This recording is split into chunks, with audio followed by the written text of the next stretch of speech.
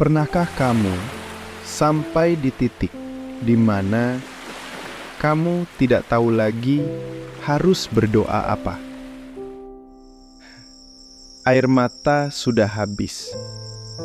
Janji Tuhan terasa seperti cerita lama. Kamu bertanya, "Tuhan, kalau Engkau masih ada, kenapa aku dibiarkan seperti ini?" Kalau kamu sedang di titik itu, dengarkan khotbah ini. Karena mungkin inilah suara Tuhan untuk hatimu yang paling letih.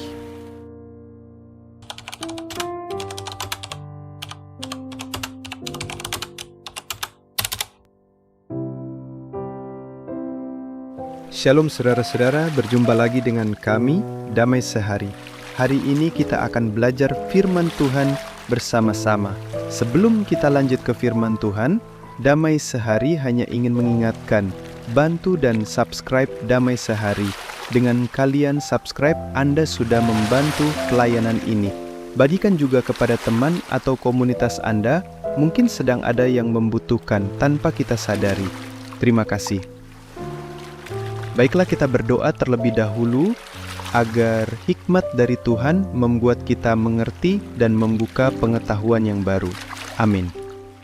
Mari kita berikan sikap kita yang terbaik. Bapa yang penuh kasih, kami tidak datang hari ini untuk mendengar suara manusia, tapi kami rindu mendengar suara-Mu. Kami datang bukan dengan kekuatan, tapi dengan kelemahan, bukan dengan prestasi, tapi dengan luka, bukan dengan tawa, tapi dengan kelelahan yang tidak bisa diucapkan. Tuhan, bicara kepada hati kami, karena satu firman-Mu cukup untuk meneguhkan jiwa kami yang hampir roboh. Di dalam nama Tuhan Yesus, kami berdoa. Amin. Pernahkah engkau merasa seperti ini? Kamu bangun di pagi hari bukan karena semangat, tapi karena kewajiban. Kamu menjalani hari bukan karena harapan, tapi karena keterpaksaan. Dan malam hari bukan tempat istirahat, melainkan tempat menangis diam-diam agar tak ada yang tahu. Banyak orang berpikir orang Kristen selalu kuat, selalu tersenyum, selalu menang.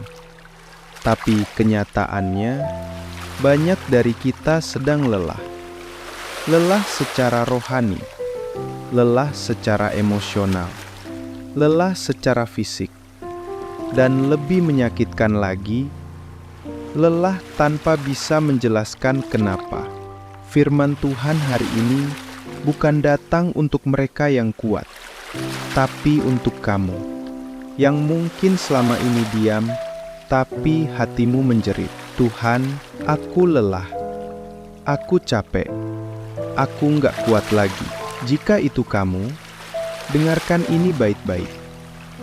2 Korintus 4 ayat 8 dan 9 berkata, "Dalam segala hal kami ditindas, namun tidak terjepit.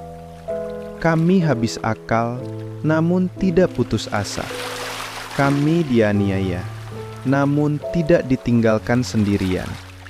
Kami dihempaskan, namun tidak binasa."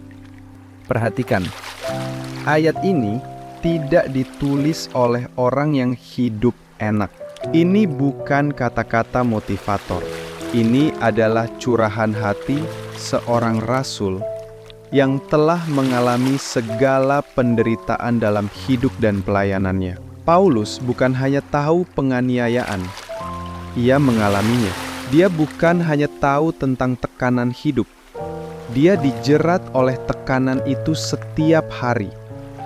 Dan menariknya, dia tidak bilang, "Kami tidak pernah ditindas." Tidak, dia jujur. Dia berkata, "Kami ditindas."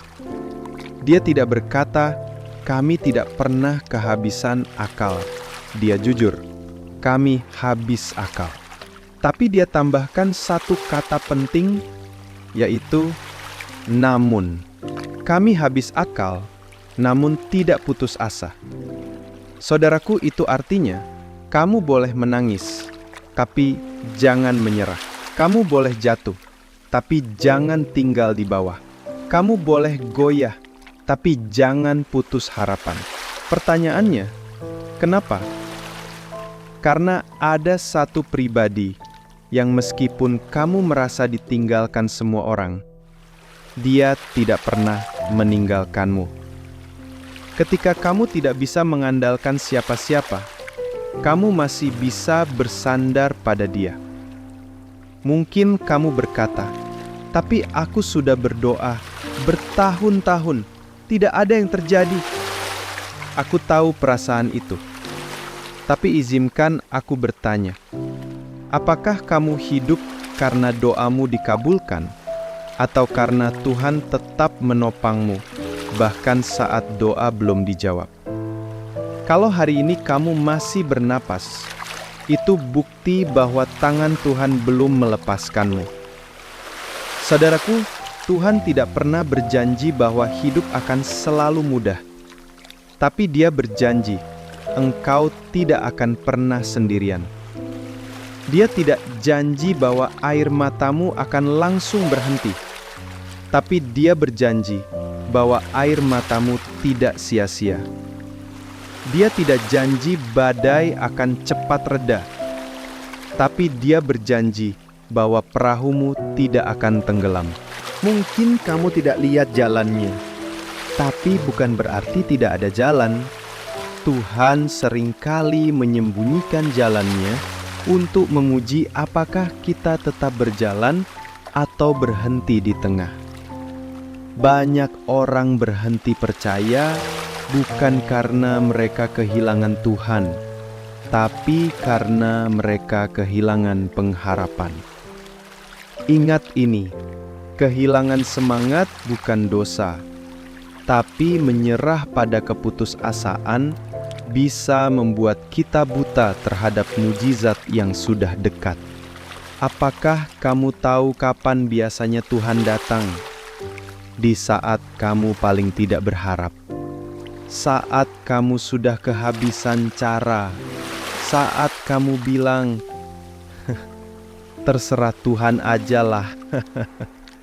Di titik itulah Dia mulai menunjukkan siapa Dia sesungguhnya. Kamu ingat Yusuf? Setelah dijual saudara-saudaranya, dijebloskan ke sumur, dijual jadi budak, difitnah istri Potifar, masuk penjara, baru setelah semuanya tampak gelap, Tuhan membukakan pintu istana. Kadang Tuhan menunda jawaban karena Dia ingin merombak hatimu terlebih dahulu sebelum Dia ubah keadaanmu.